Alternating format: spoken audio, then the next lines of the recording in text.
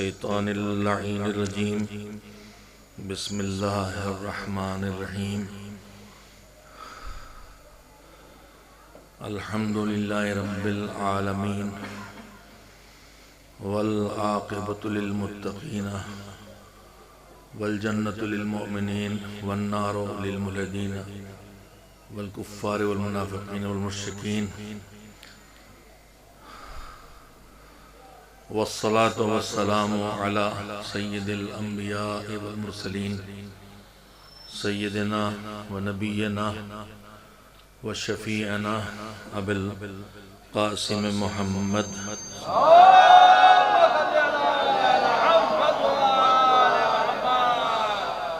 وآلہ الطیبین الطاہرین المعصومین المظلومین اما بعد فقد قال رسول اللہ صلی اللہ علیہ وآلہ وسلم فاطمۃ بضعۃ منی من آذاها فقد آذانی وقال فی روایت اخرى ورد عن رسول اللہ صلی اللہ علیہ وسلم رضا فاطمہ رضا اللہ وغضب فاطمہ غضب اللہ صلوات بھیجے محمد سخت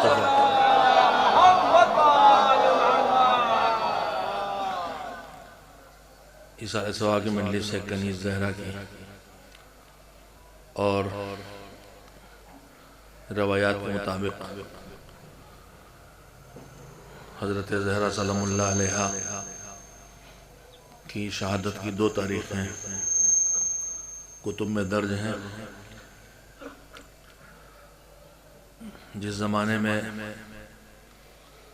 یہ کتابیں لکھی گئی ہیں اس وقت تک نقطے ایجاد تو ہو چکے تھے، نقطے مولا امیر المومنین علیہ السلام نے ایجاد کیے حروف کی شناخت بنانے کے لیے۔ ہم آپ اس وقت بغیر ایک سرکل بناتے ہیں، ہے لکھتے ہیں، اوپر نقطہ رکھ دیں تو خے ہو جاتا ہے، پیٹ میں رکھ دیں تو جیم ہو جاتا ہے، ایک ایسے بناتے ہیں خط، نیچے ایک نقطہ رکھتے ہیں بے ہو جاتی ہے، اوپر 2 نقطے رکھتے ہیں تے ہو جاتی ہے، اوپر 3 نقطے رکھتے ہیں سے ہو جاتی ہے۔ مولا کی ایجاد ہے اور مولا نے بظاہر میری یادداشت مطابق جناب ابوالاسود دوئلی کے ذریعے یہ کام انجام دیا، اور انہوں نے گرامر بھی بنائی عربی کی بہترین مضبوط۔ اس وقت اتنے ماہر تھے لوگ۔ اب بھی آپ جو اردو کی پرانی تحریریں ہیں اگر ان میں آپ غور کریں تو ہمارے بہت سے بزرگ نقطے نہیں لگاتے تھے، پڑھنے والے کی ذہانت پہ چھوڑ دیتے تھے کہ وہ اردو ہے، اس کی زبان ہے، وہ پڑھ لے گا۔ لیکن چونکہ مولا علی کو معلوم ہے کہ یہ عربی صرف عرب زبانوں کو نہیں پڑھنا ہے بلکہ انہیں بھی پڑھنا ہے جو عربی سے بالکل واقف نہیں ہے، لہذا انہوں نے نقطوں کی ایجاد کی۔ تو میں نے یہ بہت چھوٹی سی بات اس لیے کہی ہے کہ عربی میں گنتیوں کے جیسے ہماری اردو میں ہے 1 سے 2 تک ہر گنتی کے ہر ڈیجٹ کے نام ہے، 1 2 3 4 5 ہر زبان میں ہے، عربی میں بھی ہیں 1 2 3 4 5 کر کے۔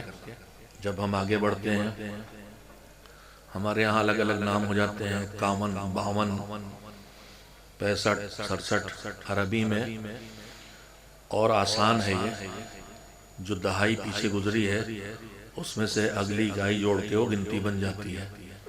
مثلا 21 کہنا ہے تو 1 و 20 20 کو کہتے ہیں، 1 جوڑو تو 21، یعنی بہت ہی دیسی آدمی بھی، آج ہمارے بہت سے بزرگ اب تو ختم ہو گئے، پہلے اسی طرح جوڑتے ہی تھے،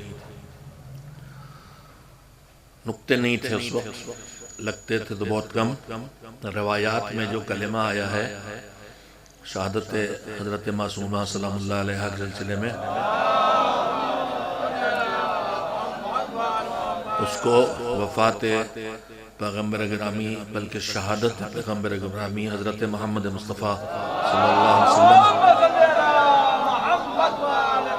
کی تاریخ سے مورخین نے جوڑا ہے، اور یہ شرف بھی صرف ان کو حاصل ہے جو دامن اہل بیت سے وابستہ ہیں، کہ ان کی نگاہوں میں حضور کی ولادت کی تاریخ بھی کنفرم ہے اور شہادت کی تاریخ بھی کنفرم ہے۔ باقی بڑا حصہ عالم اسلام کا ہے جو حضور کی ولادت و شہادت کے بارے میں طے نہ کر سکا ہے، بس اتنا مان لیا ہے کہ ربیع الاول میں ہوا۔ اہل بیت علیہ السلام سے جو روایات پہنچی ہیں اور جو علماء نے سیرت لکھی ہے اس میں حضور کی وفات اور شہادت 28 صفر 11 ہجری ہے۔ علماء نے شہادت جناب معصومہ کی تاریخ اس طرح معین کی ہے کہ انہوں نے ایک لفظ لکھا جسے نقطوں کے ادھر ہونے سے دو طرح پڑھا جا سکتا ہے۔ اب یہ اس میں بلیک بورڈ کی بتانے کی چیزیں ہیں، لیکن میں کوشش کروں گا۔ آپ سین بغیر نقطے شوشے کی لکھیے، بے بغیر شوشے کی لکھیے، عین بغیر شوشے کی لکھیے، یہ بغیر نقطے کی لکھیے، سب بغیر نقطے کی لکھیے۔ اور اس کے بعد اب آپ اس سین تو شوشے کے بغیر ہے، بے میں نقطہ نہیں لگا، اور عین ٹھیک ہے، یہ میں پھر نقطہ نہیں لگا۔ تو جب سین شوشے کے بغیر ہے اور اس پر نقطہ نہیں لگا ہے تو عربی میں ایک لفظ ہے 70 70 75 کو کہتے ہیں، اور ایک لفظ ہے 90 90 90 کو کہتے ہیں۔ اگر بغیر نقطے کے لکھا ہو تو اسی کو کوئی پڑھنے والا 70 پڑھے گا اور کوئی پڑھنے والا 50 پڑھے گا، 90 پڑھے گا، 75 یعنی 75، اور 95 لکھا ویسے ہی ہے یعنی 95۔ یہ جو دو تاریخیں بیان کی گئی ہیں ان کی وجہ یہی ہے کہ روایت میں لکھا ہوا ہے کہ شہادت کی تاریخ پیغمبر کی وفات کے بعد 70 ہے، 75 ہے، 75 دن کے بعد ہے، یا 95 ہے، 95 دن کے بعد ہے۔ تو 75 دن کے بعد یہ تاریخ جو 13 جمادی الاولیٰ گزری ہے وہ پڑتی ہے، اور 95 دن کے بعد 3 جمادی الثانیہ پڑتی ہے۔ میں اس وقت جتنی مجھ میں طاقت ہے میں آپ سے معذرت خواہ ہوں، میری طبیعت اس لائق نہیں ہے کہ میں اٹھ کے چلوں، مسلسل پیروں کا بیلنس، نگاہوں کی صحیح فیصلہ کرنے کی طاقت، مگر اللہ کا کرم ہے کہ دماغ پوری طرح مضبوط ہے الحمدللہ۔ بدن کمزور کیا ہے اس نے، دماغ بھی متاثر ہوا ہے لیکن فکر متاثر نہیں ہوئی ہے، صرف حافظہ تھوڑا سا متاثر ہے، اور وہ مالک انشاءاللہ واپس کرے گا۔ آپ حضرات کی دعا کا محتاج ہوں۔ ایک صلوات بھیجیں محمد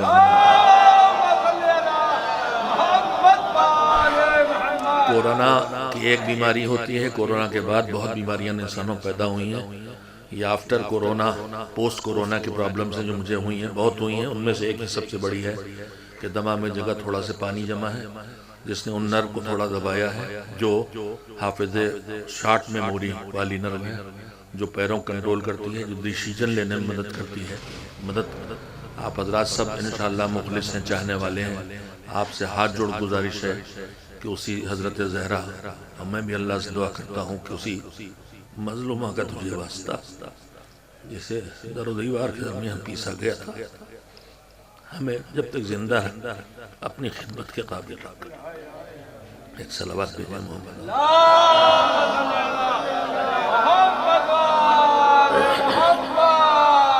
میں یہیں پہ دوسری بات کہنا چاہتا ہوں، حضرت زہرا کے براہ راست تذکروں سے پہلے ان کی سیرت کے کچھ نقوش ہیں اور ان کی فضیلت کے کچھ رخ ہیں جو آپ کی خدمت میں رکھنے کی نیت سے آیا ہوں، اگرچہ تھوڑی مجلس شروع ہونے میں دیر ہو گئی ہے۔ میرے عزیزو، اہل بیت علیہ السلام کی ایک مظلومیت یہ ہے کہ جو نمونے عمل بنا کے بھیجے گئے تھے، جن کی زندگی کا ہر لمحہ امت کے لیے نمونہ، جیسے پیغمبر کی ذات گرامی ہے ویسے ہی ہے آج کی سادہ زبان میں امامت اصل میں رسالت پیغمبری کا ایکسٹینشن ہے، لیکن رسول نہیں ہے، امام ہے، باقی وہی سب ہے جو ان کے پاس ہے۔ یہ شہید باقر الصدر کا میں نام بھی بتا دیتا ہوں، شہید باقر الصدر فیض الاسلام سے بڑے شہید مطہری اور شہید باقر الصدر کی کتابیں پڑھیں آپ نے، ان کا یہ نظریہ جو انہوں نے پیش کیا کہ ایک ہی کردار ہے، یعنی یوں سوچیں کہ جیسے ایک آدمی 250 سال جیے جب 250 سال جیے گا تو حالات بدلیں گے، کبھی غربت آئے گی، کبھی دولت، کبھی جہالت سے گزرے گا، کبھی امارت سے، علم سے، کبھی مظلوم ہو کے جیے گا، کچلا جائے گا، کبھی حکومت تک پہنچے گا۔ تو پروردگار عالم نے سید کائنات حضرت محمد مصطفیٰ صلی اللہ علیہ وآلہ وسلم کے بعد یہ کردار رکھے تاکہ صدیاں بدلیں، نسلیں بدلیں، حالات بدلیں، لیکن ہر دور میں کردار محمدی موجود رہے۔ دور جہالت میں دیکھنا ہے تو وقت کے پہلے محمد کو دیکھو، دور علم میں دیکھنا ہے تو 5ویں محمد کو دیکھو، مظلومیت کی ظاہری شکل و صورت میں دیکھنا ہے تو 4تھے علی کو دیکھو، 7ویں امام موسیٰ کو دیکھو، اور ظاہراً اقتدار کی کیفیت دیکھنا ہے تو علی بن موسیٰ رضا سے دیکھو کہ جب ولی عہد بنا دیے گئے اب زیادہ چٹائی پہ بیٹھتے ہیں، اب زیادہ غلاموں اور کنیزوں کے ساتھ بیٹھ کے کھانا کھاتے اور کھلاتے ہیں۔ تو یہ نمونے ہیں جو 250 سال پر پھیلے ہیں، اور یہ ہماری خوش نصیبی ہے کہ اللہ نے اہل بیت علیہ السلام کو وہی کردار، وہی سیرت، وہی کمالات دے کے بھیجے۔ البتہ یہ کمالات ایسا نہیں ہے، ہم کبھی کبھی کسی ناواقف دین کے دماغ میں باتیں آتی ہیں جو سو کالڈ دانشور ہیں، میں نے انہی میں سے ایک جملہ سنا ہے معاذ اللہ کہ اللہ نے پیغمبر کو پڑھا کے بھیج دیا تھا، ہم نے یہاں پڑھا ہے تو ان کا کون سا کمال ہے، کمال تو ہمارا ہے۔ لیکن نہ جاننے کا نتیجہ ہے ہماری یہ زندگی جو اس وقت ہم دیکھ رہے ہیں، اس سے پہلے ایک عالم زر گزرا ہے، اور اس عالم زر میں پروردگار عالم نے پرکھا اور جانچا ہے، اور اسی عالم زر کے اقرار اور انکار نے ایمان و کفر کی شکلیں اختیار کی، اور اسی عالم زر میں سب سے آگے یہ نہیں ہے کہ نور محمد پیدا ہو گیا تو بیٹھا ہے، عبادتوں میں گزارا ہے، معلم بنے ہیں، جو کچھ اللہ سے آیا ہے سب اس نور کے ذریعے آیا ہے، چاہے دنیا ہو، چاہے کائنات ہو، چاہے روزی ہو، چاہے علم ہو، چاہے طاقت ہو، چاہے قوت ہو، سب اللہ سے چل کے پہلے اس لائق نہیں ہے کہ ان کو سیدھے ملے، پھر یہ تھوڑا تھوڑا پہنچاتے رہیں گے۔ لیکن اس کو نہیں پتا کہ اللہ یوں ہی کوئی فیصلہ نہیں لیتا، بادشاہ نہیں ہے کہ موڈ اچھا ہوا تو کسی کو انعام دے دیا اور خراب ہوا تو کسی کو مار ڈالا۔ اللہ کا ہر حکم حکمتوں سے بھرا ہوا ہے، اور وہ عدل والا ہے، وہ خود عادل ہے، اور یہ شرف بھی صرف مذہب اہل بیت کو حاصل ہے کہ وہ اللہ کو عادل مانتا ہے، ایسے غلط نظریات تک نہیں پہنچتا۔ لیکن مجھے یاد آ گئی باتیں ایسی بہت ہوتی ہیں۔ خطیب اعظم بانی تنظیم مولانا غلام اصغر اللہ مقامہ یہ فرماتے تھے کہ خیال غلط ہے کہ ان کا کوئی دخل ان کے فضائل و کمالات میں نہیں تھا، اگر واقعاً دخل نہ ہو تو پھر واقعاً اس کی کوئی قیمت نہیں ہے۔ انہی سے سنا تھا کہ آدمی ڈوب رہا تھا، سب لوگ پل پر کھڑے تھے، کوئی نکالنے کی ہمت نہیں کر رہا، بچاؤ لگائے تھے۔ ایک مرتبہ ایک آدمی نے چھلانگ لگائی اور کوندا اور ڈوبتے کو نکال لایا، تو بھیڑ لگ گئی، ہیرو بن گیا، نکال لایا۔ تو اس نے پوچھا یہ تو ٹھیک ہے مگر مجھے یہ بتاؤ مجھے دھکا کس نے دیا تھا؟ تو اس میں کوئی فضیلت باقی نہیں رہ جاتی جب آدمی قصد و ارادے کے ساتھ گناہ بھی نہ کرے، گناہ ہو اور قصد و ارادہ نہ ہو تو اللہ اسے بھی گناہ نہیں مانتا، اور اگر گناہ نہ ہو خالی گناہ کا ارادہ ہو، پلاننگ ہو، میں لفظوں کو سنبھال کے کہنا چاہتا ہوں، ایک گناہ آدمی اپنے نفس کے دباؤ میں کر دیتا ہے، ایک گناہ انسان ماحول میں جکڑ کے کر دیتا ہے، لیکن کچھ گناہ ہیں جنہیں کر دیتا نہیں، کرنے کا پلان بنا کے بیٹھتا ہے۔ میں باہر سے معذرت لیکن کہنا میری ذمہ داری ہے، جو حضرات داڑھی مونڈتے ہیں وہ صرف ایک جرم نہیں کر رہے ہیں، پلان کر کے کر رہے ہیں، کل بھی مونوں گا، پرسوں مونوں گا، بلیڈ لے کے آؤں گا، برش رکھوں گا۔ اب گناہ کا ارادہ کرتے ہوئے توبہ، ایک طرف توبہ بھی ہے، دوسری طرف گناہوں کا پلان بھی ہے۔ میں لوگوں کی توہین کرتا ہوں، کرتا رہوں گا، میں لوگوں کو بدنام کرتا ہوں، بدنام کرتا رہوں گا، میں لوگوں کی اہانت کرتا ہوں، کرتا رہوں گا، اللہ توبہ نہیں۔ جو معصوم مولا ابن المومنین حضرت علی بن ابی طالب علیہ السلام نے معیار بتایا ہے استغفار کا، اسے 6 حصے بتائے ہیں، اس میں ایک یہ بھی ہے کہ جو کیا ہے آگے نہ کرنے کا پختہ ارادہ کرو تب اللہ کی بارگاہ میں آؤ، ورنہ یہ توبہ نہیں، اس کا مذاق اڑانا ہے۔ کس میں جرت ہے کہ اللہ کا مذاق اڑائے؟ اور پھر یہ گناہ نہیں رہ جاتا، یہ گستاخی اور جرت اور جسارت بن جاتی ہے، چاہے وہ گناہ صغیرہ کہلائے۔ اس لیے کہ یہ بھی ائمہ تارین کے ارشادات میں ہے کہ وہ گناہ، وہ نیکی جو چھوٹی سے چھوٹی ہو کیسے چھوٹی رہ سکتی ہے جب وہ عظیم کی بارگاہ میں قبول ہو جائے، اور وہ گناہ چاہے کتنا ہی چھوٹا ہو وہ کیسے چھوٹا ہو سکتا ہے جب اس عظیم کی بارگاہ میں وہ نافرمانی کی جائے۔ تو ہم یہ دیکھیں ہم کیا کر رہے ہیں، نہ دیکھیں کس نے منع کیا اور ہم کر رہے ہیں، تو پھر ہم دیکھنا چھوڑ دیں گے کہ کبیرہ ہے کہ صغیرہ ہے، پھر تو مزاج مولا دیکھیں گے، مالک کی رضا دیکھیں گے، اور مالک کی رضا دیکھنا ہے تو دیکھیں گے ان کے جو نمائندے یہاں آئے تھے بن کے، نمونہ ان کی رضا کاہے میں تھیں، کیا وہ ہماری نمازیں چھوڑنے پہ راضی ہیں؟ یہ ہماری، میں نے بھی ترجمہ نہیں کیا، میں نے ایک فقرہ پڑھا ہے کہ مولا سرور کائنات نے فرمایا کہ فاطمہ کی خوشنودی خدا کی خوشنودی ہے اور فاطمہ کی ناراضگی خدا کی ناراضگی ہے۔ ہم اکثر باتیں سن کے باہر ڈھونڈنے لگتے ہیں، مگر بہت سی ان میں کمیاں ہمارے اندر ہوتی ہیں۔ میں اس کی مثال دیتا ہوں، اللہ کرے میں تسلسل نہ ٹوٹے۔ چوری سے ہم چوری نہیں کرتے، چور کے لیے برائی کرتے ہیں، خیانت نہیں کرتے، خائن کے لیے برائی کرتے ہیں۔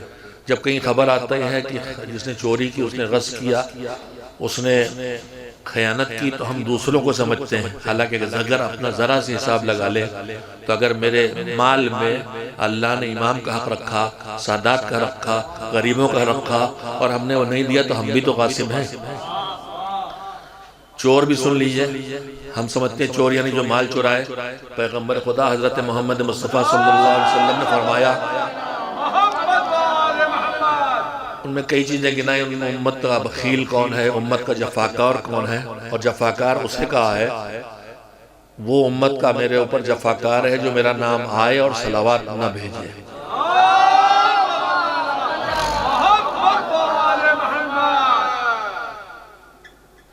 سنیے فضیلتیں، ایسا کوئی تذکرہ جب کہیں یہاں زمین پہ ہوتا ہے تو فرشتے آ کے رک جاتے ہیں، اگر کہیں بیٹھک سازشیں ہوتی ہیں، غیبتیں ہوتی ہیں تو فرشتے متنفر ہو کے چلے جاتے ہیں۔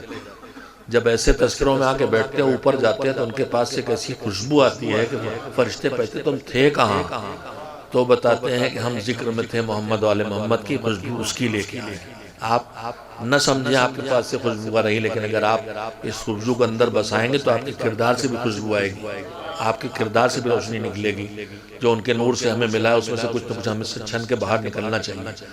تو ہم اپنے کو نہیں سمجھتے، خائن کا الحمدللہ ہم نے کوئی خیانت نہیں کی، آج تک ایک پیسہ کسی کا خیانت نہیں کی، سارے قرضے واپس کیے، مگر خائن خالی وہ نہیں ہے، چور خالی وہ نہیں ہے، چور وہ بھی ہے کون؟ حضور نے فرمایا چور وہ ہے جو اپنے رکوع اور سجدے سے چورا لے۔ نہیں متوجہ ہوئے؟ عدیے جلد بازی کے رکوع اور سجدے دیکھا ہوگا آپ نے کیسے ہوتے ہیں، تڑا تڑ قوے والی نماز، پیغمبر نے اس کا نام رکھا قوے والی نماز۔ ایک آدمی مسجد میں آگے ایسی تڑا پڑ والی نماز پڑھ رہا تھا، پیغمبر نے فرمایا نقرہ کا نقل غراب لو ماتا ماتا علی غیر دین محمد، یہ نماز نہیں پڑھ رہا ہے، کوے کی طرح ٹھونگے مار رہا ہے، اگر یہ اسی طرح مر گیا تو محمد کے دین پہ نہیں مرے گا۔ تو میں ایک لمحے کے لیے اپنے ہر سننے والے سے کہنا چاہتا ہوں، خدا کے لیے ہوش میں آ جاؤ، جب ناقص نماز پڑھ کے پیغمبر کریں دین پہ نہ اٹھ سکو گے اتنا نقصان تمہارا ہوگا، تو جو نمازی نہیں ہیں یا جو نمازوں کا مذاق اڑا رہے ہیں وہ سوچیں ان کا کیا حشر ہونے والا ہے۔ ایک صلوات بھیجئے محمد۔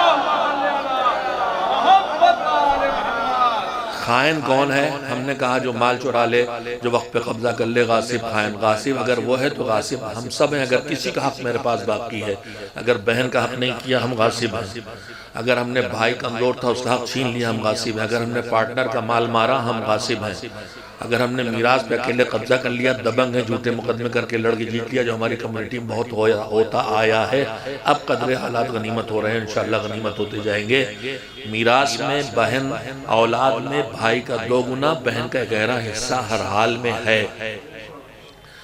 ہم غاصب ہیں لیکن ہم نہیں سوچتے ایسی خیانت۔ سنیے خیانت کیا ہے جس کے ہم سب اس وقت مرتکب ہو رہے ہیں۔ خیانت سرور کائنات حضرت محمد مصطفیٰ صلی اللہ علیہ وسلم کی زبان میں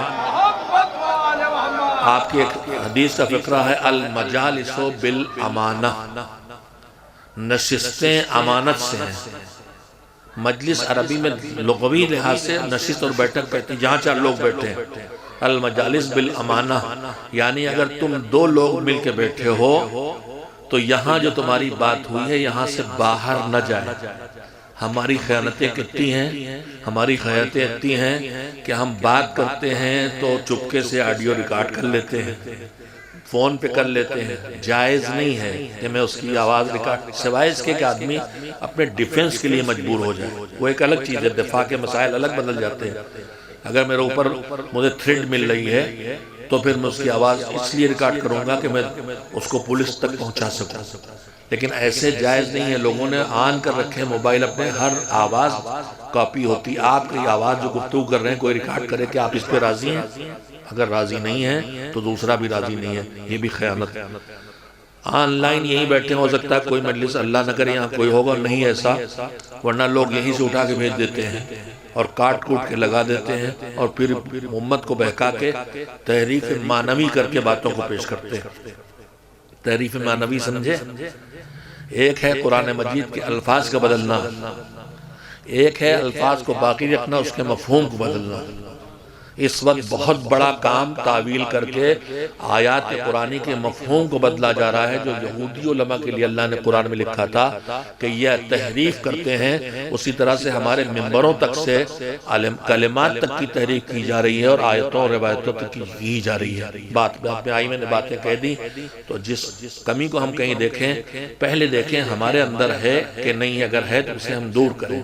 اور میں یہیں پر اگرچہ مومنین تشریف فرمائے خطبہ نہیں ہے، لیکن یہ مجلس ریکارڈ ہوتی، دنیا بھر پھیلتی ہیں، سب کے کام آئیں گی۔ خطیب اعظم مولانا غلام عسکری جو خطیب اعظم کہلائے، ان سے پہلے لقب سید سبط حسن قال اللہ مقامہ کو ملا تھا، جو کتابت اس طرح کی کتابت کے تقریباً بظاہر وہی بانی تھی۔ اس کے بعد یہ لقب سید محمد دہلوی رحمہ اللہ مقامہ کو ملا، وہ خطیب اعظم کہلائے۔ اس کے بعد یہ تیسری بار جو لقب ملا خطیب اعظم۔ جب کسی ہنر والے کو آدمی دیکھتا ہے تو سوچتا ہے کہ انہوں نے کہیں نہ کہیں تو سیکھا ہوگا، اور سیکھنا ہی چاہیے۔ عام آدمی بغیر استاد کے، آج ہمارے ہاں ایک بہت بڑی آفت یہ ہے کہ ہمارے ہاں بے استادے بہت ہو گئے۔ بغیر استاد کے، اگر استاد کی ضرورت نہ ہوتی تو آگے لی کتاب آئی ہوتی۔ بغیر استاد کے ہمارے آپ جیسے عام آدمی بہکنے والے ہیں۔ ہمارے درمیان اس وقت واٹس ایپ پر سارے بے استادے ہیں جنہوں نے ٹھیک سے اردو پڑھنا بھی نہیں سیکھی اور فقہا پہ اعتراض کر رہے ہیں۔ وہ بیٹھ کے مراجع اور فقہا اور اہل علم کے عقائد پہ اعتراض کر رہے ہیں اور ان کی اصلاح فرما رہے ہیں، جبکہ انہیں اردو پڑھنے سے آگے کوئی زبان پڑھنا نہیں آتی۔ ایک صلوات بھیجیں قبلہ آگے تشریف، ایک اور صلوات بھیج دیں محمد و آل محمد علیہ السلام پر۔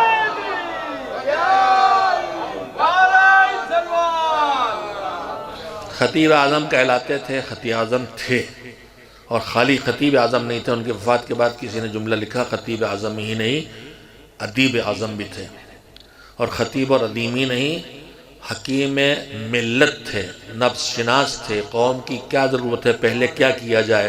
انہوں نے تشخیص دی کہ سیدھے علم پہنچاؤ گے تو دیوانے کے ہاتھ میں تلوار بھی بن سکتا ہے، لہذا پہلے اس تک دین پہنچاؤ تاکہ اس کے پاس جب سرجری کا چاقو آئے تو کڈنی چورا کے کہیں بیچے نہیں، کڈنی کا آپریشن کر کے ٹھیک کر دے۔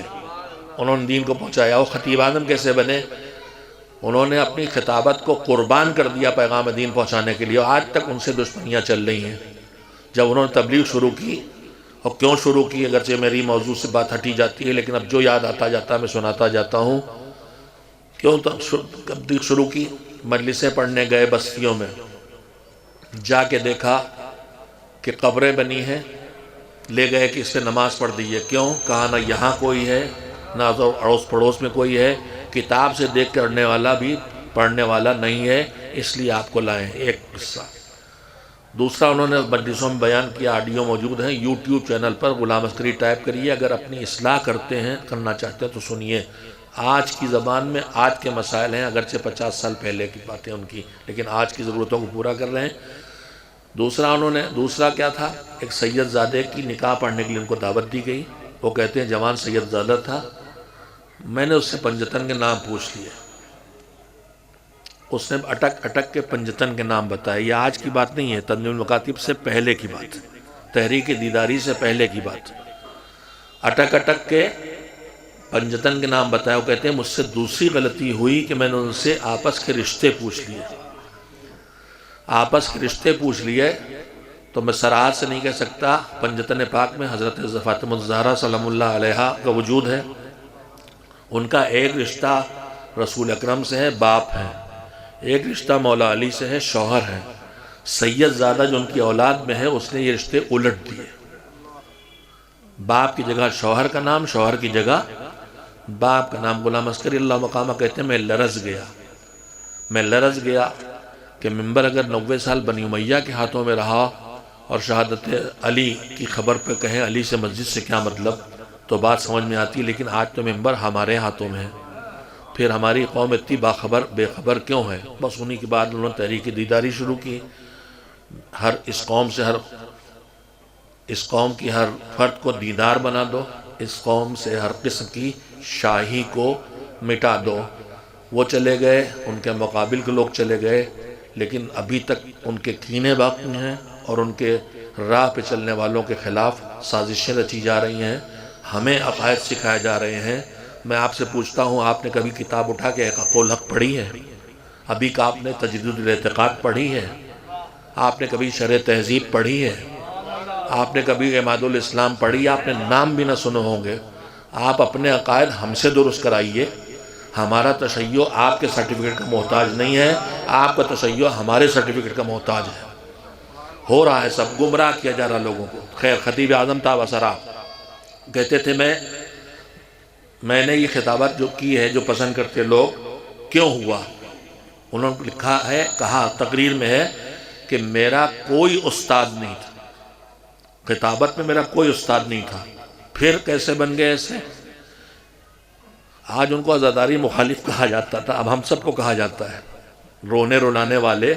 جب بمبئی میں ان کے خلاف مہم چلی اور ایک خاص طبقے سے چلی جو صرف وہ خطابت کر رہا تھا جو لوگوں کو خوش کرے. اللہ ناراض ہوتا ہے کہ نہیں، کوئی مسئلہ نہیں. آج بھی وہ جاری ہے خطابت. لوگوں کو خوش رہنا چاہیے، بس اللہ راضی ہو چاہے راضی نہ ہو. اور اسے غلاف پہنایا جا رہا ہے عقائد کا اور دین کا اور کام کرنے والوں کو. مجھے منافق کا شرف ابھی دیا گیا ہے. جو آیات منافقین کے لیے نازل ہوئی ہیں، وہ ایک ذاکر صاحب ممبروں سے منافق مجھے بنا کے پیش کر رہے ہیں. ان کو منافق کا مطلب بھی نہیں معلوم. منافق یہ ہوتا ہے جو اندر سے نہ مانے، باہر سے مانے. اگر وہ کہہ رہے ہیں میں نے انکار کیا ہے تو میں نے اندر سے نہیں کیا. ان کے غلط بیان ہے. میں جملہ بھی کہہ دیتا ہوں. بہت بحث چل رہی علی حق.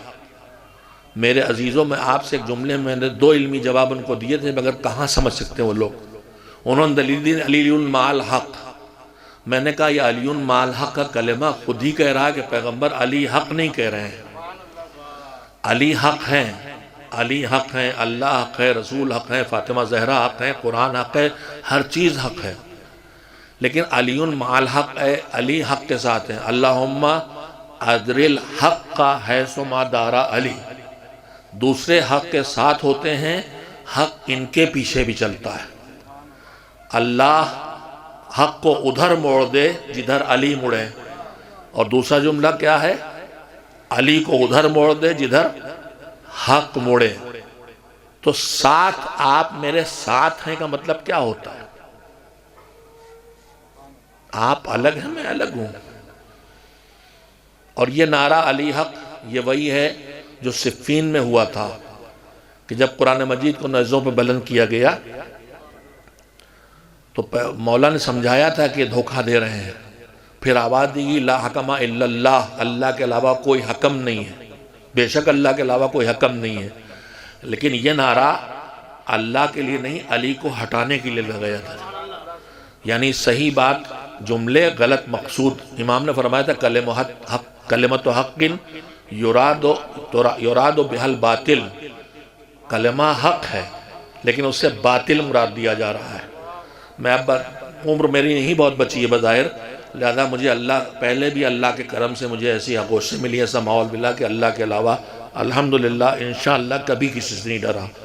مجھے دیکھنا صرف یہ ہوتا، مالک کہتا ہے کہ جو لوگوں کو راضی کرنے کے لیے اللہ کو ناراض کرتے ہیں ان سے لوگ بھی راضی نہیں ہوتے، اللہ بھی راضی نہیں ہوتا.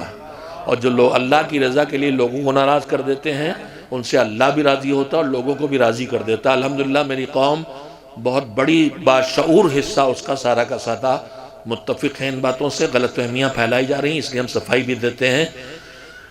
ہم نے علی کے حق ہونے سے قطعاً انکار نہیں کیا، جو انکار کرے اس پر لعنت ہو، اور جو الزام لگائے اس پر بھی یہ لعنت ہو۔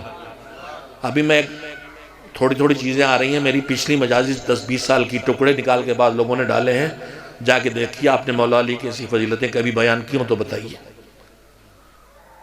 نصاب تعلیم میں تنزل مکاتب کی جو ہم بچوں کو سکھا رہے ہیں اسے بتائیے۔ خطیب اعظم کیسے بنے تھے؟ کہ میں چھوٹی سے چھوٹی مجلس میں جب مجھے موقع ملتا تھا جا کے بیٹھ جاتا تھا، یہ نہیں کون پڑھ رہا ہے، بہت چھوٹا ذاکر ہے، سب کی مجلس میں بیٹھتا تھا۔ اگر اس کا کوئی اشارہ، اگر اس کی کوئی بات، اگر اس کا کوئی لفظ، اس کے بیٹھنے کی ادا، اس کے لباس پہننے کا انداز کچھ بھی مجھے برا لگتا تھا تو میں دیکھتا تھا میرے اندر تو نہیں ہے، اسے الگ کر لیتا تھا۔ اور کسی کی کوئی بات اچھی لگتی تھی تو میں دیکھتا تھا میں اس سے خالی تو نہیں ہوں، اپنے اندر پیدا کر لیتا تھا۔ اس طرح خطیب اعظم بنے، اور علماء اخلاق نے اپنی اصلاح کا طریقہ یہی بتایا ہے کہ جب دوسرے کو کوئی بات بری لگے تو پہلے دیکھو تمہارے اندر ہے کہ نہیں، پہلے اس سے صاف کرو۔ دوسرے کو کوئی بات اچھی لگے تو ڈھونڈو کہ تمہارے اندر ہے کہ نہیں، پیسے اسے لاؤ۔ اصلاح نفس کا اور زینت دینے کا نفس کا یہی طریقہ ہے کہ کائی اور میل کو گناہوں کے کھرچتے رہو، اور اس کے بعد نیکیوں کی بتائی چونا کری اس کے اوپر کرتے رہو۔ ایک صلوات بھیجیں محمد۔ بہت سی باتیں آ گئی، میں نے آپ کی خدمت میں عرض کر دی، میں پھر وہیں سے ایک دم سے چھوڑ کے واپس چلوں تاکہ وقت 11:40 ہو گئے، ابھی میں نے ان کا تذکرہ نہیں کیا۔ میں نے 2 حدیثیں پڑھی ہیں، ایک ہے کہ فاطمہ میرا ٹکڑا ہے۔ ترجمے میں ایک چیز 90% لوگ کہتے ہیں فاطمہ میرے جگر کا ٹکڑا ہے، یہ ترجمہ بالکل غلط ہو جاتا ہے۔ جگر کا ٹکڑا ایک جذباتی جملہ ہے جو ہم آپ سب بولتے ہیں، مگر رسول جس کے لیے اللہ نے کہا ہے کہ ما ينطق عن الهوى ان هو الا وحی یوحی، اپنی طرف سے تو کچھ بولتے ہی نہیں، اللہ کی وحی ہوتی ہے۔ تو آپ یہ نہیں کہہ رہے جگر کا ٹکڑا ہے میرے، وہ کہہ رہے میرا ٹکڑا ہے۔ وما محمد الا رسول، محمد بس رسول ہیں۔ تو پھر یہ کائنات میں کسی خاتون کو فاطمہ کے علاوہ شرف نہیں ملا جو فخر رسالت خاتم المرسلین سید المخلوقات اشرف المخلوقات کا کی حصے دار بنا کے بھیجی گئی، ان کا ٹکڑا ہے، وہ نمونہ عمل ہیں۔ ہم نے سب نے دیکھا ہے، ہمیں اپنی بچوں سے محبت ہوتی ہے، بچیوں میں بیٹیاں زیادہ باپ کو چاہتی ہیں یا ظاہر کرنا جانتی ہیں، خدمت کرنا جانتی ہیں، محسوس ہوتا ہے۔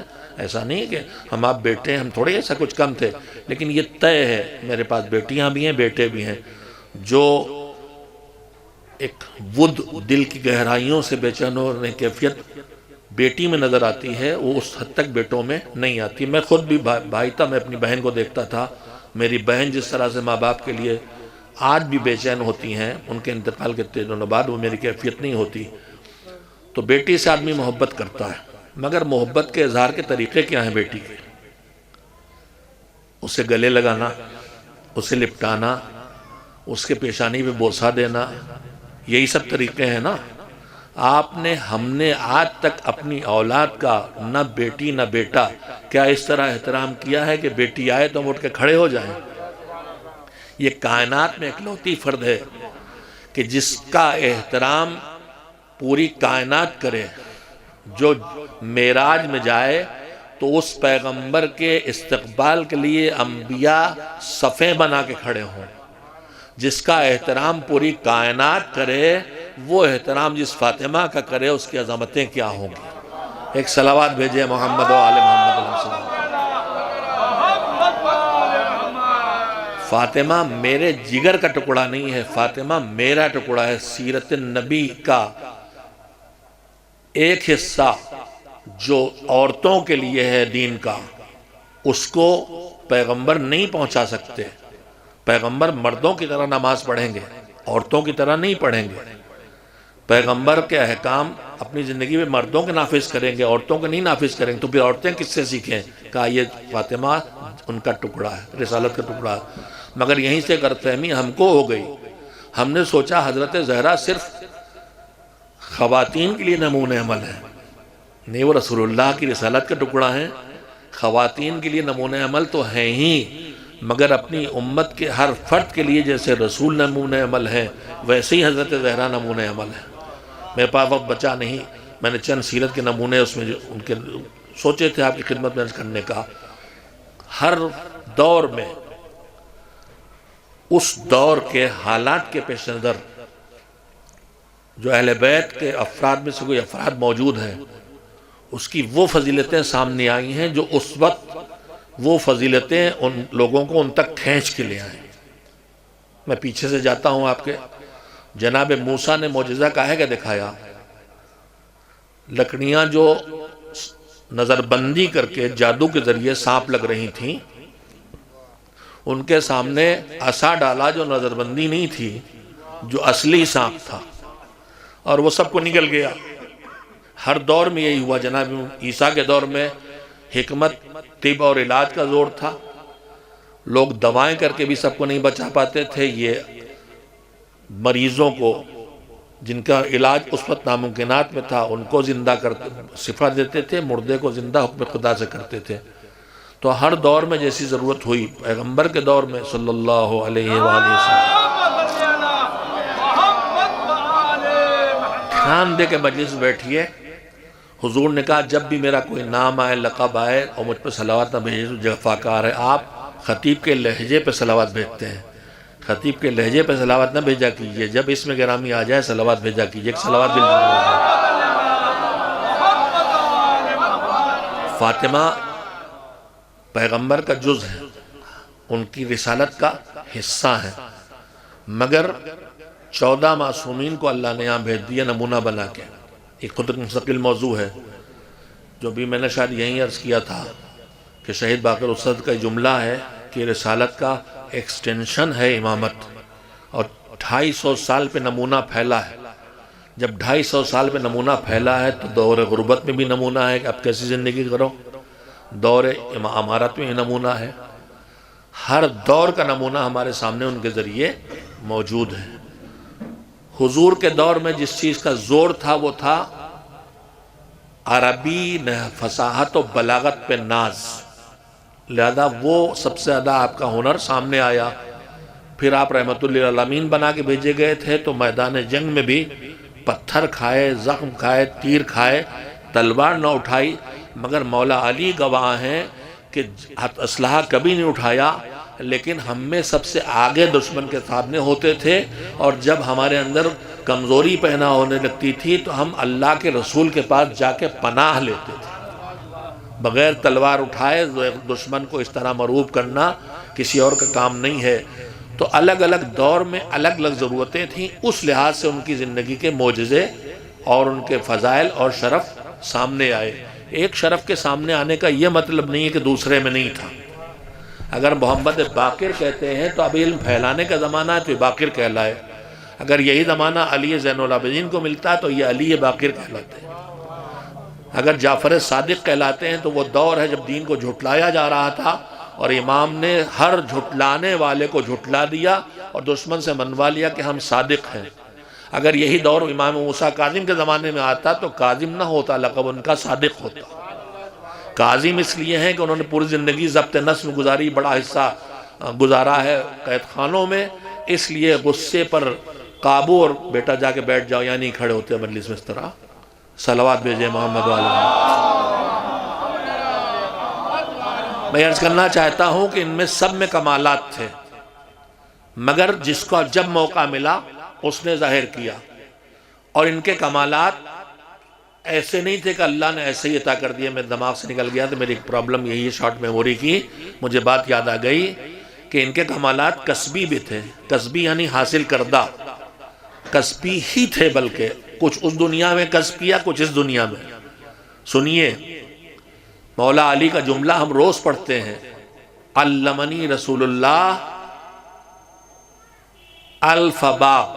میرے رسول نے مجھے علم کے 1000 باب یعنی چیپٹر یعنی علم کی اقسام. ابھی ہم کتوں تک پہنچے ہیں؟ ساری ترقی کر کے میرے خیال سے 40-50 کی تعداد بھی سارے علموں کی قسمیں نہ بنیں گی.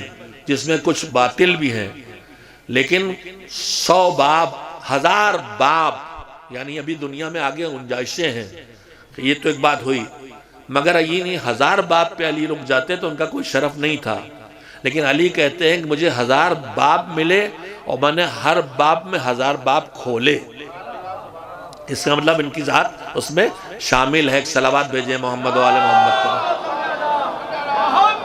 آپ کی عادت ہو گئی ہے سبحان اللہ کہنے کی، اور اچھی عادت ہے، ہمت بڑھتی ہے، مگر اس کی خرابی بھی ہے، خوبی بھی ہے. خرابی یہ ہے کہ آدمی جب اسی چکر میں پڑتا ہے تو پھر وہ بھول جاتا، جو منبر سے کہنا چاہیے وہ پڑھتا ہے جو لوگوں کو اچھا لگے، چاہے اس میں اتہام ہو مومن پر، چاہے الزام ہو، چاہے جھوٹ ہو، چاہے غلط بیانی ہو، چاہے قرآن کی تعویل ہو، چاہے احادیث پیغمبر کو روندا جا رہا ہو. خوبی یہ ہے کہ ہر آدمی دنیا میں کام کرتا ہے تو اس کو ہمت افزائی اچھی لگتی ہے، تو آپ کی سبحان اللہ پڑھنے والے کی مدد بھی کرتی ہے. مگر میرے ایک صلوات بھیجیں محمد و آل محمد. ہمارے بزرگ بڑے سمجھدار تھے، تعریفوں میں زیادہ تر ذکر خدا کو لے آتے تھے، اور جب زیادہ خوش ہوئے تو صلوات پہ آ گئے، اور زیادہ خوش ہوئے تو نعرہ حیدری پہ آ گئے. یعنی انہوں نے اپنے الفاظ کم استعمال کیے تھے. سبحان اللہ، ماشاءاللہ، اس طرح کے کلمات زیادہ تھے کہ جو ہمت افزائی بھی ہوتی رہے اور ذکر خدا بھی ہوتا رہے. آج وہ سب بھی ہمارے درمیان سے کم ہوتا چلا جا رہا ہے. ذکر خدا، اللہ کے رسول اور ان کے بعد جتنے آئے ہیں ان سب کی زندگی میں جو اہم ترین پیغامات ہیں ان میں سے ایک چیز ہے اللہ کو ہر لمحے یاد رکھنا. اور میں جلدی سے بات کو ختم کرنا اس لیے بہت تیزی سے سنانا چاہتا ہوں. میں نے پہلی گزارش کی کہ حضرت زہرا کی فضیلتوں میں فضیلت ہے کہ جس کی کائنات احترام کرتا ہے وہ اپنی بیٹی کا احترام کرتا. صرف یہی نہیں ہے کہ جب بیٹی آتی تو اٹھ کے کھڑے ہو جاتے تو اپنی جگہ بٹھاتے تھے، دنیا کو دکھانا تھا دیکھو یہ کون ہے. اس کے علاوہ روایت کہتی ہے کہ حضور جب کسی سفر سے اور جنگ سے واپس آتے تھے تو سب سے پہلے اپنی بیٹی کے پاس جاتے تھے، اور جب وہاں کہیں کے لیے نکلتے تو سب سے آخر میں اپنی بیٹی سے رخصت ہوتے تھے. بہت واقعات ہیں، وقت پیش کرنے کا نہیں رہ گیا. ان کی خصوصیات میں جو اس دور میں سامنے آئی ہیں ان میں ایک دور غربت ہے جہاں فاقوں پہ گزرتی ہے. اس فاقوں کی گزرنے کے درمیان اگر جو ایک روٹی افطار کے لیے رکھی ہے دروازے پہ کوئی مانگنے والا آ گیا اور اسے اٹھا کے دے دی گئی، اور اس نیت کے ساتھ دی گئی کہ جو دینے والا بیان نہیں کر رہا، اللہ نے اس نیت کا تذکرہ کر دیا کہ لا نرید منکم جزاء ولا شکورا. اللہ کہتا ہے، انہوں نے نہیں کہا اپنی زبان سے، ان کی زبان حال کہہ رہی تھی. اللہ کہہ رہا ہے کہ انہوں نے جو دیا نہ اس پر کوئی صلہ دنیا میں جزا چاہتے ہیں نہ شکریہ حاصل کرنا چاہتے ہیں. یہ ہوئی ان کی خدمت کی ویلو اور خلوص کی عظمت، جس نیت کو اللہ بیان کرے. آج ہماری زندگی میں اس للہیت اور اس خلوص کے جگہ دکھاوے اتنے چھا گئے ہیں کہ ہم بمشکل تمام جو تھوڑی نوکیاں کر بھی لیتے ہیں اس کے دکھاوے کی فکر ہمیں اول سے آخر تک ان ساری نیکیوں کو ختم کر دیتی ہے. میرے عزیزو سن لیجئے، اپنے مال کی حفاظت آدمی خود کرتا ہے، اپنی نیکیوں کی حفاظت کرنا ہے تو سن لیجئے. روایت کہتی ہے کہ جب کوئی آدمی ایک نیکی کرتا ہے تو پروردگار عالم کم سے کم ویلو اس کی ہے 10 ثواب. فرشتے جو لکھ رہے ہیں ان سے کہا جاتا ہے اسے 10 ثواب دے دو. ایک صلوات بھیجیں محمد.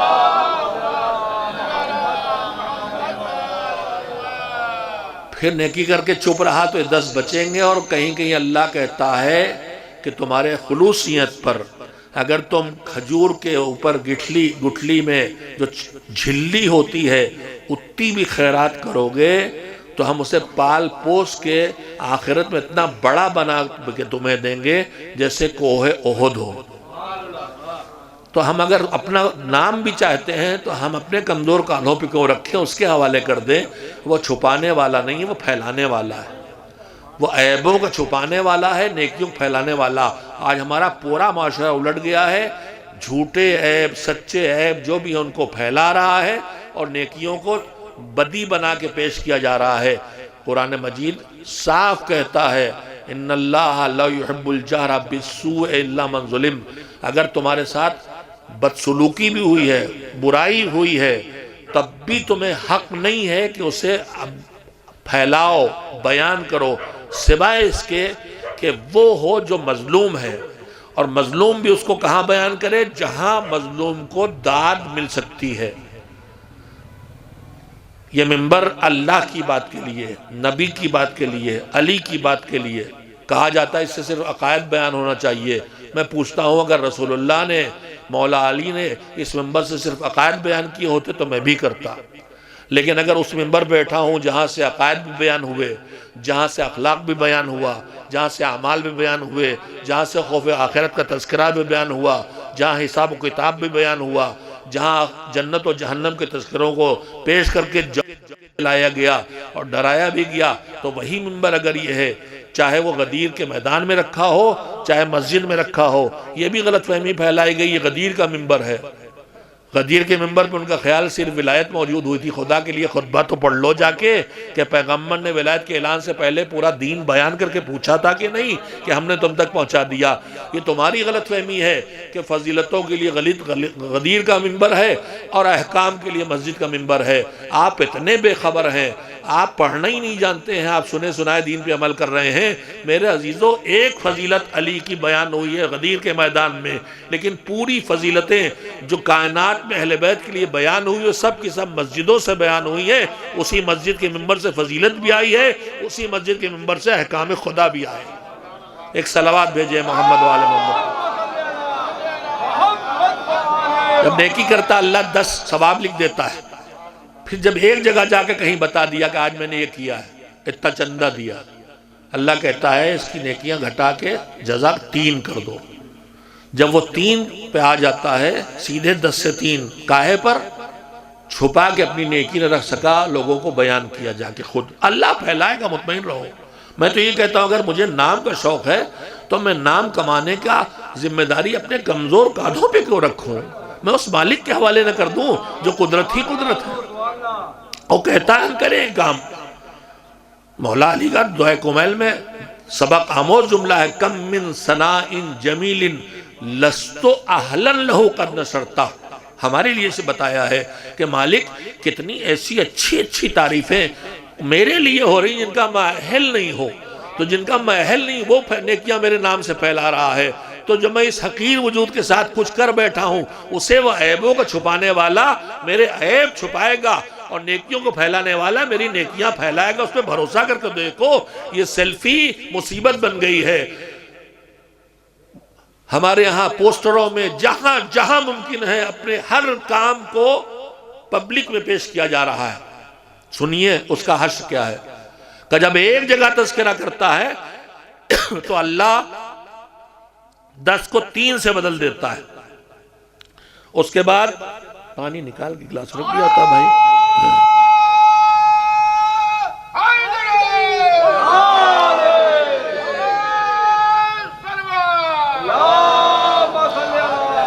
جب پھر کہیں جا کے اسے دوبارہ ذکر کرتا ہے تو اللہ کہتا ہے اس کی اجر 1 کر دو، اور جب تیسری مرتبہ وہی کرتا اللہ موقع بھی دیتا ہے، جب تیسری مرتبہ پھر دہراتا ہے تو اللہ کہتا ہے اس کے نام عمل سے جزا اور اجر اور ثواب نکال دو۔ یہ مجھ سے کچھ لینا ہی نہیں چاہتا ہے، جن سے لینا چاہتا ہے ان کے سامنے اپنی نیکیاں بیان کر رہا، اسے پا رہا ہے۔ تو آپ کی واہ واہ کے لیے میں خدا کے لیے مجلس نہ پڑھوں۔ جس دن آپ کی واہ واہ کے لیے پڑھنے لگا، وہیں سے اللہ کی طرف سے نوبت آ جائے گی کہ پھر آہ آہ کرنا پڑے گی۔ اللہ اس سے محفوظ رکھے۔ ہر شاعر، ہر خطیب، ہر ذاکر اس منبر پہ آئے تو سوچ کے آئے کہ یہ منبر وہ منبر ہے جس سے پورا دین بیان کیا گیا ہے، لہذا اس سے پورا دین بیان کیا جانا چاہیے۔ ایک دور تھا جب ہماری ضرورت تھی کہ ہم عقائد کو مضبوطی سے اپنی قوم تک پہنچائیں، ایمان ابو طالب بھی ثابت کریں، اور امی کے غلط معنی بھی جو بتائے گئے وہ بھی بتائیں، اور جو معراج کو روحانی قرار دیا جا رہا وہ بھی بتائیں۔ اس لیے کہ وہ تحفہ شیعہ اثنا عشریہ کے نام سے ایک ایسی خطرناک کتاب لکھی گئی تھی کہ اگر ہمارے علماء اس کا قلمی، تحریری، خطابی، شاعری کے ذریعے جواب نہ دیتے تو امت کو بہکا سکتی تھی، لیکن جو وقت کی ضرورت ہے اس کے مطابق کام کیا جاتا ہے۔ آج اگر ہمارے عقائد کمزور ہیں تو بار بار ان عقائد کو دہرایا جانا چاہیے. اگر میرے سامنے کا بیٹھا مجمع جناب ابو طالب کے پر ایمان نہیں رکھتا ہے تو مجھے ایمان ابو طالب ثابت کرنا چاہیے. لیکن اگر میرے سامنے جو بیٹھے ہیں وہ توحید و عدالت کو مانتے تو ہم اگر ٹھیک سے نہیں سمجھتے ہیں تو مجھے ان کے سامنے توحید کو بیان کرنا چاہیے. عقائد کی بات ہے، جو ضرورت ہے اس کے مطابق بیان کرنا چاہیے. آج ہمارے لوگ الحمدللہ اچھے خاصے مجالس کے ذریعے عقائد سے واقف ہو گئے ہیں. البتہ اس عقائد میں بھی اب نوبت یہاں تک آ گئی جو کتاب پڑھتے نہیں ہیں ان کے پاس اپنے عقائد کو تیار کرنے کے دو ہی ٹھکانے بنے ہیں. ایک میرے جیسے ممبر سے بیان کرنے والے نکتہ باز ذاکروں کے نکات ہیں، اور ایک ان شعراء کے شعر ہیں جو دین سے واقف نہیں ہیں اور اہل بیت سے منسوب کر کے باتیں بیان کرتے رہتے ہیں. ان کو اتنی جرأت ہے کہ وہ کہتے ہیں کہ یہ فاطمہ کہہ رہی ہیں اور یہ زینب کہہ رہی ہیں اور یہ علی. آپ نوحوں میں جا کے دیکھ لیجئے کربلا کے ہر کردار کو ایسا مجبور و بےکس و ناکس و ناچار بنا کے پیش کر دیا ہے کہ اصل کربلا کو مسخ کر دیا گیا ہے. وہ مظلوم تھے لیکن اس مظلومیت کے عالم میں بھی جب بھائی کا کٹا سر بھی سامنے نیزے پہ تھا، جب بے ردا بھی تھی، جب چادر نہیں بھی ملی تھی، تب بھی کوفے کے بھرے مجمع میں زینب نے ویسا خطبہ دیا تھا کہ سننے والا جس نے علی کو سنا تھا کہہ رہا ہی تو علی بول رہے ہیں. وہ مظلوم تھی مگر دربار میں ٹوکنے والا، بھرے دربار میں ظالم کو ٹوکنے والا. ہم نے یہ رخ کربلا کا بھلا دیا. ہمارے بزرگ شعراء نے شعر کہے مصیبتوں کو سمجھانے کے لیے اس وقت کے کلچر کی مدد لی، ورنہ ہمارے یہاں سیندور شادی شدہ ہونے کی علامت نہیں ہے. ہمارے ہاں مہندی شادی کی پہچان نہیں ہے. مجھے معلوم ان لفظوں کو کاٹ کاٹ کے جوڑا جائے گا اور کہا جائے گا، لیکن اللہ کرے کہ میں مرتے دم تک اللہ کے علاوہ کسی سے نہ ڈروں، وہی میرا محافظ ہے. اور میں ایک جملہ سب سے کہہ دینا چاہتا ہوں. مالک کہتا ہے، معصومین جہاں تک مجھے یاد آتا ہے شاید چوتھے امام کا ارشاد ہے یا کسی کا بھی ہو، ایاکا وظلم من ناصرو من لا یجدو ناصرا علیک الا اللہ. اس پر ظلم سے بچو کہ جس کے پاس تمہارے مقابلے میں اللہ کے علاوہ کوئی مددگار نہ ہو. اس پر ظلم نہ کرو جس کے پاس، میرے پاس کوئی مددگار، دنیا آپ کی محبتیں آپ ساتھ دیتے ہیں لیکن اللہ مددگار ہے. وہی ذہنوں کو بدلتا ہے، وہی اچھائیوں کو ذہنوں تک پہنچانا مالک کا کرم ہے. باتیں جاتی ہیں تو پڑھے لکھے ذہنوں تک بھی پہنچتی ہیں، چند لوگوں کو ورغلایا جاتا ہے اور انہیں کے درمیان اپنی زندگی بسر کی جا رہی ہے اور زندگی چلائی جا رہی. میں نے تلخی بھی کی ہے لیکن میں کیا کروں، ابھی مسلسل حضرت زہرا کے نام پہ ایسی مجلسیں پڑھی جا رہی ہیں جس میں کہیں میں نے حضرت زہرا کا تذکرہ نہیں سنا. شروع سے آخر تک ایک نشانہ بنا لیا گیا ہے اور اسے نسلاً بالا نسل اس سلسلے کو جاری رکھا گیا. وہ سمجھا رہے ہیں عزاداری نہیں کرتے. غلام عسکری عزاداری نہیں تھے کہ صفی حیدر عزادار نہیں ہے. جب ان کے خلاف مہم چلی غلام عسکری کے، کسی بڑے خطیب نے جا کے بمبئی میں کہا تھا تو انہی کے چاہنے والے سامعین نے کہا تھا کہ یہ نہ کہیے، غلام عسکری یہاں 25 سال سے رو اور رلا رہے ہیں، آپ کی بات چلنے والی نہیں ہے. آپ کے آنکھوں میں مصائب بیان کرتے ہوئے کبھی آنسو بھی دکھائی جائے تو ہم سمجھیں کہ آپ کا دل بھی متاثر ہے. خیر، تو میں نے ایک عرض کی صرف کہ للہیت اور خلوص ان کی ایک شناخت ہے. اب اس کے علاوہ میرے پاس بالکل وقت نہیں بچا ہے. میں صرف واقعات سنا کے نتیجے تک پہنچانے کے لیے آنا چاہتا ہوں. بات کو ختم کرنا، نماز کا وقت بہت نزدیک ہے. میرے عزیزو، امام حسن مجتبیٰ علیہ السلام راوی ہیں کہ میری شب قدر کے لیے بھی روایت ہے، پھر شب جمعہ کے لیے جو ہر ہفتے آتی ہے، کہ میری ماں شب جمعہ ساری رات بیٹھ کے عبادت کرتی رہی اور اللہ سے مانگتی رہی، مگر ایک چیز اپنے لیے نہ مانگی. جب صبح ہوئی میں نے کہا اماں آپ نے سب کے لیے سب کچھ مانگا، اپنے لیے نہ مانگا. تو بی بی نے فرمایا بنیا الجار ثم الدار، پہلے پڑوسی پھر گھر. یہ فاطمہ کا پیغام ہے کہ تم ہمارے غلام اور کنیز ہو تو اپنے اندر ایثار پیدا کرو. دیکھو جو تمہاری بغیر جس کی زندگی سخت ہو رہی اس تک اپنے آپ کو پہنچاؤ. ہمارے ہاں سے ایثار بھی غائب ہو گیا، احسان بھی غائب ہوتا چلا جا رہا ہے، چھوٹی سی نیکی کر کے کیش کرانے کی مصیبت بڑھتی چلی جا رہی ہے. تیسری چیز جو حضرت زہرا کے مزاج میں بتائی جاتی ہے، جو ان کی وجود کی خصوصیات میں ہے اور جس کا پیغام انہوں نے سب سے بڑا دیا ہے، وہ ہے حجاب کا پیغام. میرے پاس وقت نہیں ہے، میں بس اتنا ہی کہنا چاہتا ہوں. میں نے روایت کا ایک فقرہ آج تک خود نہیں اپنی آنکھوں سے دیکھا تھا، آج دیکھا۔ حضور لے کے آئے کسی نابینا کو، اب عبداللہ ابن مکتوم ہے یا کون ہے میں نہیں کہہ سکتا،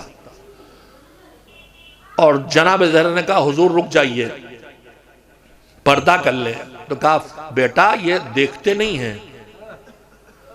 تو کہا بابا یہ نہیں دیکھتے ہیں تو میں تو دیکھتی ہوں، یہ تو آپ نے سنا ہے، میں نے بھی روایت آج پہلی بار پڑھی، اہل علم جانتے ہوں گے۔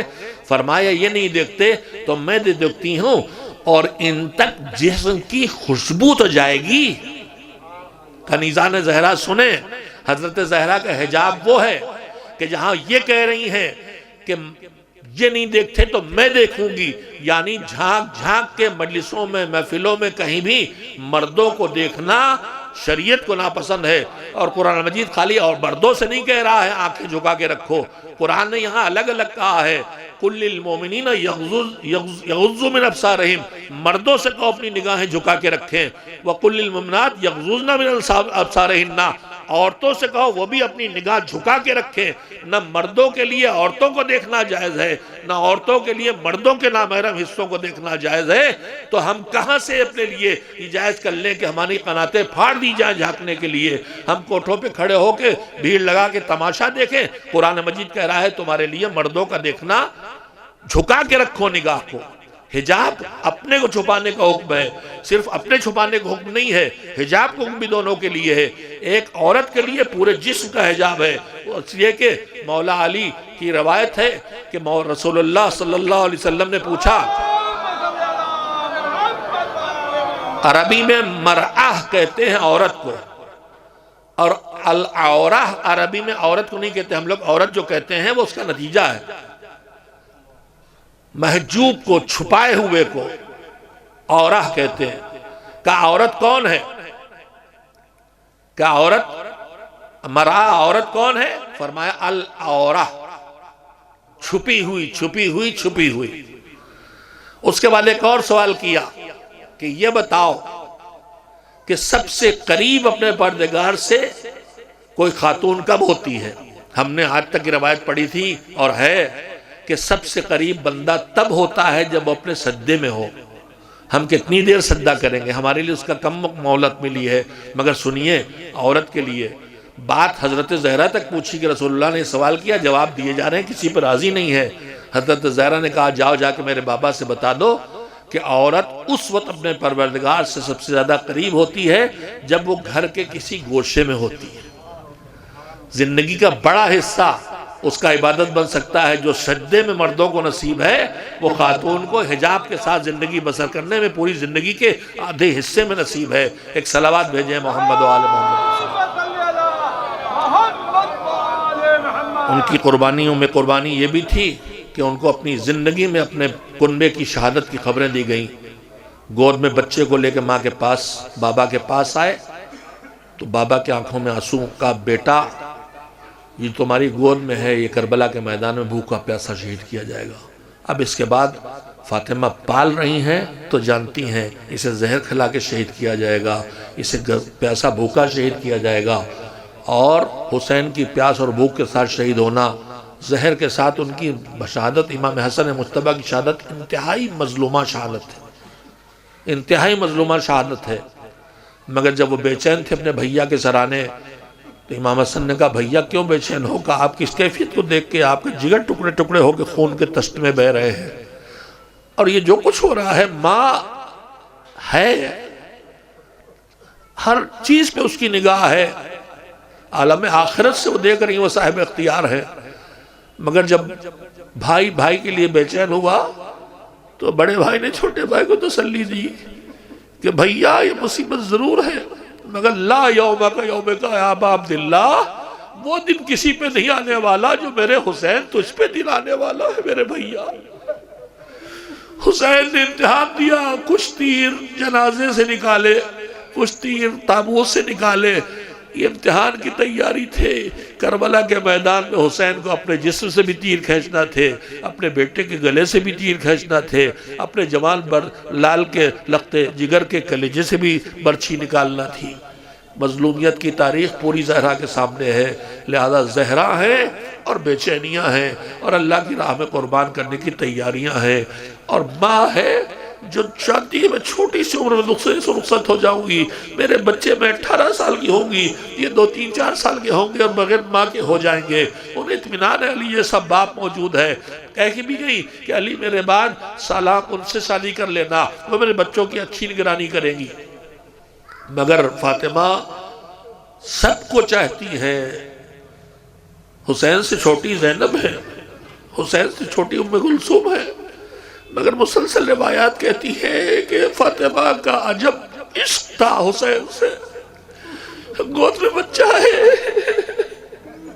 بھوکی پیاسی فاطمہ اکثر فاقے گزرے ہیں، بچے کو دودھ پلا رہی ہے، بچے کو بھی شاید نہ ملے اور چکی پہ ہاتھ چل رہے اور زبان پہ ایسے جسے کہتے چکی پیس پیس کے پالا، وہی حسین وہ بھی اپنے ماں کو کیسا چاہتا ہے۔ بس 2 فقرے سن لے، شہادت کے دن ہیں جب رات کی تنہائیوں میں علی اکیلے اپنی شکستہ پہلو بیوی کو غسل دے چکے، علی کو معلوم ہے شکستہ ہے، پسلیاں زخمی ہے فاطمہ۔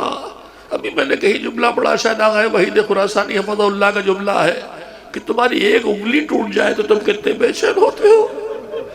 فاطمہ ٹوٹی پسلیوں کے ساتھ کتنی وقت گزارا ہے، بظاہر 2 ربیع الاول کو ان کے اوپر حملہ ہوا ہے اور ان کو در و دیوار کے پیچھے پیسا گیا ہے، پھر یا تو 13 جمادی الاولی یا 3 جمادی الثانیہ کو، یعنی پسلی کی چوٹ ڈاکٹر بھی کہتے ہیں ہر چیز کو ہم باندھ دیتے ہیں مگر پسلی کی چوٹ کسک لگاتی ہے، اور پسلیاں ایسی ٹوٹی تھی کہ بچہ بھی نہیں رہ گیا تھا بندے مبارک، در و دیوار کے درمیان پیستا گیا، بچہ ضائع ہو گیا، کہا حافظہ سہارا دے دو۔